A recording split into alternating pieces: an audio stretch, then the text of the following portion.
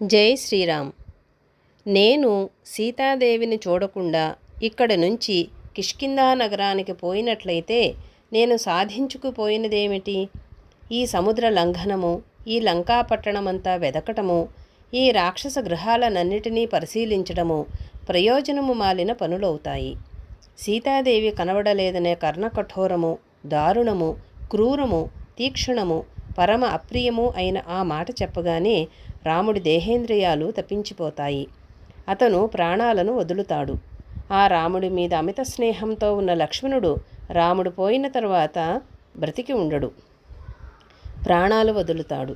రామలక్ష్మణులు చనిపోయారని తెలియగానే భరతుడు చనిపోతాడు. భరతుడు చనిపోయిన వార్త తరువాత శత్రుఘ్నుడు బ్రతికి ఉండటం ఉత్తది. నలుగురు కొడుకులు చనిపోయిన తరువాత వారి తల్లులు కౌసల్య, సుమిత్ర, కైకేయి దేవులునూ చనిపోతారు, సందేహం లేదు. సుగ్రీవుడు కృతజ్ఞుడు, సత్యసంధుడు. రాముడు చనిపోవడం చూసి అతడు ప్రాణాలను వదులుతాడు. భర్త శోకంతో బాధపడుతూ మనసంతా పాడైపోయి రుమ ప్రాణాలను వదులుతుంది. వాలిపోయిన దుఃఖంతో తార ఇప్పటికే కృషించిపోయింది. ఇక రాజైన సుగ్రీవుడు పోయిన తర్వాత ఆమె బ్రతుకదు. తల్లిదండ్రులు పోయిన దుఃఖంతో, సుగ్రీవుడు పోయిన దుఃఖముతో అంగదుడు చచ్చిపోతాడు. రాజు చచ్చిపోయిన తర్వాత వానరులందరూ అరచేతులతోనూ పిడికిళ్లతోనూ నెత్తి బాదుకుని ఏడుస్తారు. సుగ్రీవుడు వారు కోరిన కోర్కెలన్నీ చెల్లిస్తూ, పెద్దలందరినీ గౌరవిస్తూ, చిన్నవాళ్ళందరినీ బుజ్జగిస్తూ ఉండేవాడు. అటువంటి సుగ్రీవుడు చనిపోయిన తర్వాత వానరులు జీవించరు. వానరులందరూ కలిసిమెలిసి వనాలలోనూ పర్వతాల మీద వారి వారి ఇండ్లలో క్రీడించటం అనేది ఇక మీదట ఉండదు. రాజు పోయినాడన్న దుఃఖముతో మంత్రులందరూ చనిపోతారు. వానరులందరూ ఆలుబిడ్డలతో పర్వత శిఖరాల మించి నేల మీదకు దూకి చచ్చిపోతారు. అట్లా కాకపోయినట్లయితే విషము పుచ్చుకునైనా, ఉరి పోసుకునైనా, మండుతూ ఉన్న నిప్పుల్లో దూకి అయినా, ఉపవాసాలు చేసి అయినా, ఆయుధాలతో పొడుచుకుని అయినా చచ్చిపోతారు. ఇక ఒక్కరూ జీవించి ఉండరు, అందరూ చనిపోతారు. ఒక చైన్లాగా వచ్చేసిందన్నమాట భావన.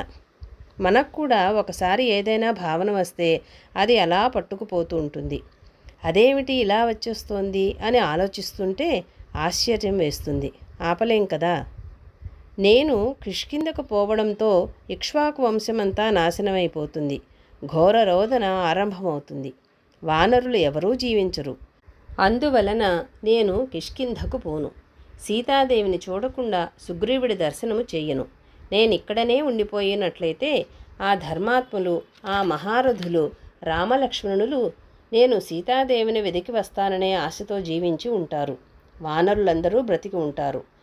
ఇక నాకు ఇక్కడ ఆ జనకాత్మజ కనపడకపోయినట్లయితే నేను వానప్రస్థుడనై ఏ చెట్టు క్రిందనైనా కూర్చుని చేతికి అందింది, నోటికి అందింది తింటూ కాలక్షేపం చేయడమే కర్తవ్యం. లేదా కందమూల ఫలాలు బహుళంగా దొరికే సముద్ర ప్రదేశంలో చితి పేర్చుకుని అగ్నిహోత్రుడికి హారతి అయిపోవాలి. అట్లా కాకపోయినట్లయితే ఉపవాస వ్రతం ఆరంభించి ప్రాణాలు త్యజించాలి.